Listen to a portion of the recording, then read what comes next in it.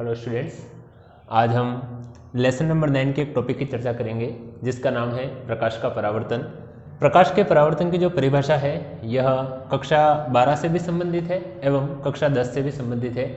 परिभाषा अपन शुरू करें या प्रकाश का परावर्तन क्या होता है ये अपन समझे, उसके पहले कुछ महत्वपूर्ण इसके कुछ कॉन्सेप्ट होते हैं वो समझना बहुत ज़रूरी है। जैसे प्रकाश किरण जो होती है, हमारी सनलाइट जो होती है या किसी स्रोत से आने वाली जो प्रकाश किरणें होती हैं, वह जिस मार्ग के अंदर गति कर रही है या जिस स्थान में गति करती है वह हमारा माध्यम कहलाता है। क्या कहलाता है? माध्यम कहलाता है। तो यदि मैं यहाँ पर दो प्रकार के माध्यम बनाता हूँ, ये यहाँ पर जो माध्यम है वह मेरा कौन सा माध्यम होगा? तो ये मेरा माध्यम पहला होगा, और अंदर जो मैंने ये माध्यम बनाया यह माध्यम हमारा कौन सा होना चाहिए? दूसरे नंबर का माध्यम होना चाहिए। और दो माध्यमों को जो अलग करने वाली जो बाउंड्री लाइन होती है या यूँ कहे जो परिसीमा होती है, उस बाउंड्री लाइन को यहाँ पर कहा जाता है परिसीमा।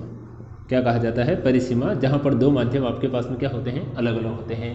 परिभाषा हमने कुछ इस प्रकार की लिखी है कि अगर कोई प्रकाश किरण, हमने कोई प्रकाश किरण ली है, वो एक माध्यम से चलकर किसी परिसीमा पर आपतित होती है, तो मैंने कोई प्रकाश किरण ली है, उसे किसी माध्यम से जलवाकर परिसीमा पर आपतित किया है, और यदि प्रकाश किरण वापस उसी माध्यम में लौट जाए तो प्रकाश की यह घटना क्या कहलाती है? प्रकाश का परावर्तन कहलाता है। कोई प्रकाश किरण एक माध्यम से चलकर आनी चाहिए, कहाँ टकरानी चाहिए? परिसीमा पर टकरानी चाहिए, और वापस उसी माध्यम में लौट जाए तो प्रकाश की यह घटना क्या कहलाती है? प्रकाश का परावर्तन कहलाती है।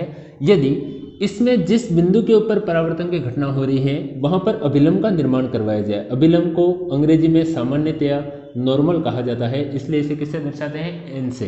दूसरा, जो प्रकाश किरण परिसीमा पर आ रही होती है उसे आपतित प्रकाश किरण कहा जाता है, और जो प्रकाश किरण परिसीमा से टकराकर जा रही होती है उसे परावर्तित प्रकाश किरण कहा जाता है। कौन सी प्रकाश किरण कहा जाता है? परावर्तित प्रकाश किरण। दूसरा, आपतित प्रकाश किरण और अभिलंब के मध्य जो बनने वाला कोण होता है उसे आपतन कोण कहते हैं, जबकि परावर्तित प्रकाश किरण और अभिलंब के मध्य जो बनने वाला कोण होता है उसे कौन सा कोण कहते हैं? परावर्तन कोण। आपतन कोण को अंग्रेजी में इंसिडेंट एंगल कहा जाता है, इसलिए आई से दर्शाते हैं, जबकि परावर्तन कोण को अंग्रेजी में रिफ्लेक्शन एंगल कहते हैं, इसलिए किससे दर्शाया जाता है? आर से दर्शाया जाता है। तो ये हमारे प्रकाश के परावर्तन की एक सामान्य सी परिभाषा है। प्रकाश किरण का एक माध्यम से चलकर आना, परिसीमा पर टकराना और वापस उसी माध्यम में लौट जाना, प्रकाश की यह घटना क्या कहलाती है? तो प्रकाश का परावर्तन कहलाता है। दूसरा, परावर्तन सर के कुछ प्रकार हो सकते हैं क्या? तो हमारे पास में प्रकाश के परावर्तन के मुख्यतः दो प्रकार आते हैं। कितने प्रकार आते हैं? दो प्रकार। एक जो होता है परावर्तन, यह हमारा कहलाता है नियमित परावर्तन। कौन सा परावर्तन कहलाता है? नियमित परावर्तन। और एक जो परावर्तन होता है वह कौन सा कहलाता है? तो विसरित परावर्तन। कौन सा परावर्तन कहलाता है? विसरित परावर्तन। क्या है नियमित परावर्तन, क्या है विसरित परावर्तन? तो यदि परावर्तन की जो घटना है, हमने कोई एक सतह बनाई है कुछ इस प्रकार की, यदि परावर्तन की जो घटना है वह किसी समतल सतह से हो जाए, प्लेन सतह से हो जाए, यह हमने को प्रकाश किरण आपतित की और वह उसी माध्यम के अंदर वापस लौट गई, इसे तो परावर्तन कहते हैं। लेकिन यह परावर्तन यदि समतल सतह से हो तो यह परावर्तन कौन सा कहलाएगा? नियमित परावर्तन। इसका उदाहरण कौन सा मिल सकता है? तो दर्पण का चमकना, दर्पण का चमकना या चमकीला दिखाई देना, ये किसका उदाहरण होगा? नियमित परावर्तन का उदाहरण होगा। अर्थात अगर कोई भी प्रकाश किरणें हैं उनके परावर्तन की घटना समतल सतह से की जाए तो यह नियमित परावर्तन कहलाता है। एग्जाम्पल हमारे पास में रहेगा दर्पण का चमकना। क्या रहेगा? विसरित परावर्तन।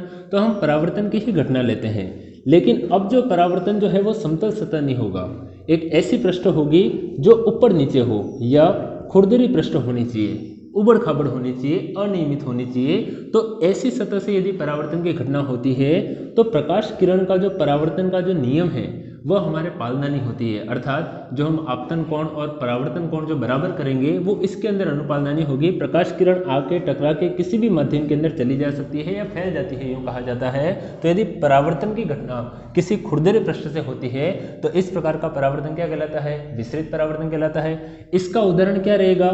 तो आकाश जो है वह कैसा दिखाई देता है? तो नीले रंग का दिखाई देना। आकाश का कैसा दिखाई देना? नीले रंग का दिखना। यह किसका उदाहरण रहेगा हमारे पास में? तो विसरित परावर्तन का उदाहरण रहेगा। किसका उदाहरण रहेगा? विसरित परावर्तन का। दूसरा, हमारे पास में परावर्तन के नियम आते हैं। क्या कहते हैं परावर्तन के नियम? एक तो हमारी आंखों के सामने ही है। कौन सा नियम है?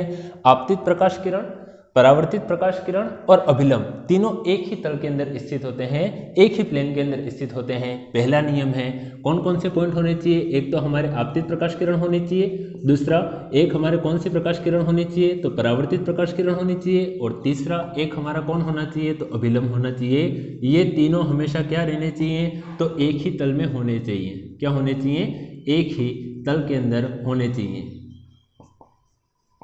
दूसरा नियम क्या कहता है, नियमित परावर्तन के अंदर कौन सा परावर्तन होना चाहिए, नियमित परावर्तन के अंदर ऐसा लिखा जाना चाहिए क्या कि कोण I का मान होता है वो किसके बराबर होता है, कोण R के। अर्थात नियमित परावर्तन में आपतन कोण I का मान किसके बराबर होता है तो परावर्तन कोण R के क्या होना चाहिए, बराबर होना चाहिए। यह हमारे प्रकाश के परावर्तन की घटना थी, परावर्तन के 2 प्रकार और यह हमारे परावर्तन के नियम।